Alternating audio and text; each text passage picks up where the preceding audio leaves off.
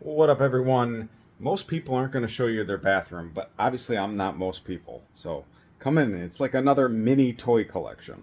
So let me do the cribs opening here. I've shown my bathroom in the past. It was always a cluttered mess. Excess toys from in here and here. I didn't have a space for. Kind of slowly got in here. Well, I wanted to change my faucet. And look at that beautiful, the black swan. I am going to get Natalie Portman, probably from Star Wars, and put her on here just as an homage. Before, you hardly had any space because it was a mountain of toys. Mountain, I say. So I decluttered it last night, late into the night, cleaned it up, started taking knickknacks off the wall, and just, I don't know. It's still me, it's still crazy, but it's less. And then this little display was really jam-packed, and I wanted to clean it up as well. Some other things that I collect besides toys are belt buckles, oddities, and then interesting wax candles that I come across at garage sales, like those ones, the owls. I really like that stump right there. Just weird candles. Hansel and Gretel, I think. That's obviously not a candle, but that's really, what's the guy's name? John Perry out of Florida. Super sentimental. My dad had one of these when he went to Florida back in the 80s or 90s. Bought one to our house, and I was able to find two of them at a garage sale.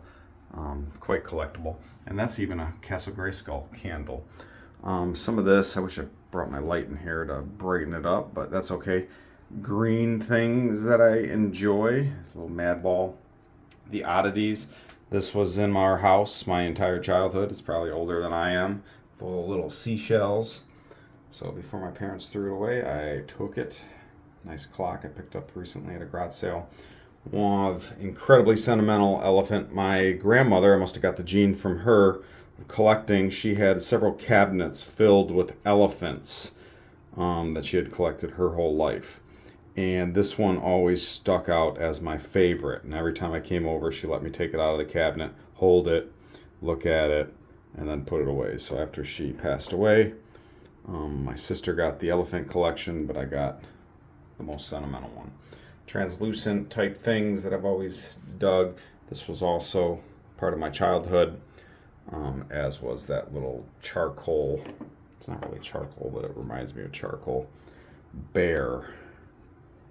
Oh, it is coal. I'll be darned. Another thing that was from my childhood. Who knows where my parents probably got it at Yosemite or something. But love that. More of the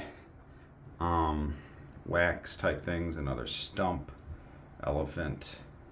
Something I bought at the Renaissance Festival when I was a kid, which is actually made of wax, pea pod. And then we had that growing up as well. A guy, priest, reading the Bible. Something I picked up not too long ago at Seashell City in northern Michigan. If you ever get an opportunity to stop there, it is awesome. It's a little treasure chest made out of shells. And then some hidden things like the scrubby bubbles. What's his name? The toilet from Ghostbusters. My translucent toilet lid. Star Wars Dagobah, shower curtain, Good, Bad, and the Ugly, Predator mask, my handmade towel rack, which I took these and then put a sword between them. Captain Fantastic and the Brown Dirt Cowboy. I mean, it's like someone did drugs and did that. But that unlocked my imagination when I was a kid because this was my grandfather bought it in 1976, and I loved looking at the monsters. Drawing monsters when I was a kid was something that was very important to me. So highly sentimental, and I picked this thing up at a garage sale. At the time I was on Comic Book Men with my brother. Just a serene nature thing. I loved hearing people scream especially ladies when they come and sit down for the first time in my bathroom, and I'm out there and I hear ah because they look up. Kind of the catalyst of collecting, or one of many. The first indoor flea market I ever went to when I got my driver's license had this, and I won a raffle there, so I was able to get like $50 of free money. Wurzel's Flea Market in Port Huron, Michigan. And I was able to purchase this velvet painting, which led my brother and I to filling up our entire bedrooms, every square inch, with velvet paintings, at least 100 of them. And then even in the bathtub has Muscle Men up top. And here's Chief staring at you while you're going to the bathroom. A lot of things came out. I had books. No one reads books anymore while they're pooping. They are looking on their phone. But these were books that I had in there for the longest time. And I'm realizing no one's ever going to look at. Whoa, that's inappropriate. Look at them anymore. See, even a velvet painting book. Yeah, the history of velvet paintings, the progression of them. Bought that back in my velvet painting days. Sweet. Legos. I mean, I gotta empty this out and figure out a new place for all this stuff. Heritage auctions, which I ended up winning some of these pre-production sketches of Eternia that are now in my collection. Punisher, Star Wars trilogy book, X-Men. Why am I showing you all this? I don't know. Sideshow. Ooh, that's a good one. Superman. Back when my kids were taking baths in there all the time. And then these were all the toys that are no longer in there. This was cluttered that I have to find, because I still like a lot of these things.